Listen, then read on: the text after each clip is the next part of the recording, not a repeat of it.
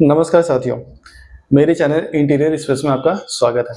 आज हम बात करने वाले हैं कुल 5 विषय पे और उन 5 विषय पे अगर आपने ध्यान दिए गए तो काफ़ी पैसे की बचत हो सकती है। तकरीबन 35 से 45% तक की बचत आप कर सकते हैं अपने यहाँ इंटीरियर डिज़ाइनिंग जब आप करवा रहे हैं। तो इंटीरियर डिज़ाइनिंग करवाते वक़्त अगर आप ध्यान दे गए तो पक्का इतना पैसा बचा सकते हैं।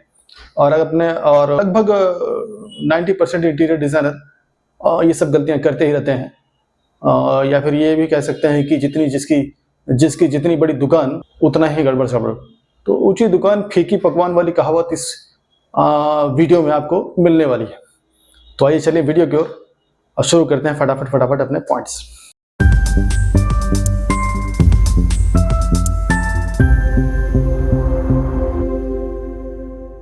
नंबर 1, जब भी आप प्लान लें इंटीरियर डिजाइनर से तो प्लान अगर कोशिश करें कि वो 2D ना हो, 3D हो, 3 डायमेंशन में हो, तो उसमें साइज भी सब कुछ मेंशन किया हुआ हो ताकि कारीगर बहुत आसानी से काम को समझ पाए और उसके बाद वो फटाफट अपने काम को आगे करता चला जाए। इसमें एक फायदा ये भी होगा कि आप भी बहुत आसानी से काम को समझ पाएंगे कि आप क्या बन रहा है, कैसे बन रहा है, क्या डिजाइन है।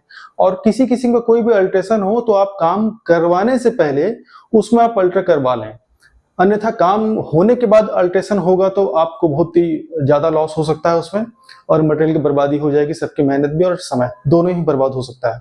और लगभग 90% इंटीरियर डिजाइनर 2D प्लान करते हैं और 2D प्लान में ये सारे कॉन्सेप्ट क्लियर नहीं होते हैं। तो आप कोशिश करें कि 3 डायमेंशन में प्लान लीजिए और हो सके तो ये जो मैंने वीडियो बनाया है ये देखिए, इसमें मैं वीडियो प्लान ही अक्सर करता हूँ। नंबर 2, जब भी आप मार्केट जाएं किसी भी सामान को परचेस करने के लिए, जैसे कि हार्डवेयर हो, प्लाईवुड वगैरह हो, इलेक्ट्रिक का सामान हो या पेंट का मटेरियल हो, तो कम से कम 8-10 दुकानों पर आप मटेरियल की जानकारी पूरी तरीके से लें, ब्रांड की जानकारी लें और एक डायरी में सारी चीज़ें नोट करते चले जाएं।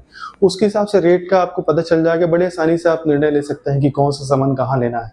याद रहे, एकदम ब्लाइंडली आप अपने पहचान की शॉप में ना जाएं।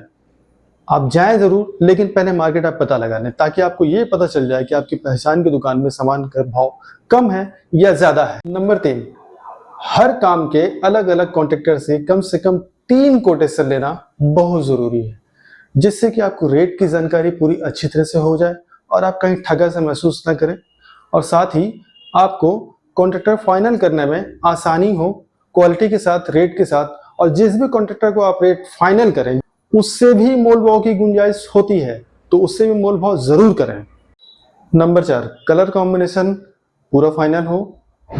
दूसरी चीज, फर्नीचर की जो पॉलिश होती है, फर्नीचर की पॉलिश करवाने से पहले आप डेमो छोटा 4-5 सैंपल पीस आप जरूर बनवाएं और उसमें आप सेलेक्ट करें कि कौन सा पॉलिश हमको कहाँ और कैसे करवानी है, डार्क है या लाइट है। तो सारी चीजें आप पहले से ही सिलेक्ट कर लें ताकि बाद में भविष्य में किसी किस्म पर कोई अल्ट्रेशन ना हो, तो उसमें मटेरियल की बर्बादी नहीं होगी, क्योंकि अल्ट्रेशन होगा तो फिर बहुत लंबा चौड़ा प्रोसेस हो जाता है उसमें और मटेरियल की बर्बादी होना तय है।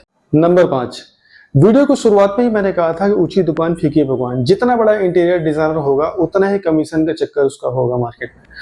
तो मार्केट में कमीशन के चक्कर से अगर बचना है तो मेरे पिछले 4 पॉइंट को आप ध्यान दीजिए, उसके अकॉर्डिंग आप निर्णय लीजिए और कम से कम कॉन्ट्रैक्टर्स या इंटीरियर्स को मार्केट अपने साथ लेकर के जाएं। अगर आप मेरे चैनल पर नए हैं तो कृपया मेरे चैनल को सब्सक्राइब करें।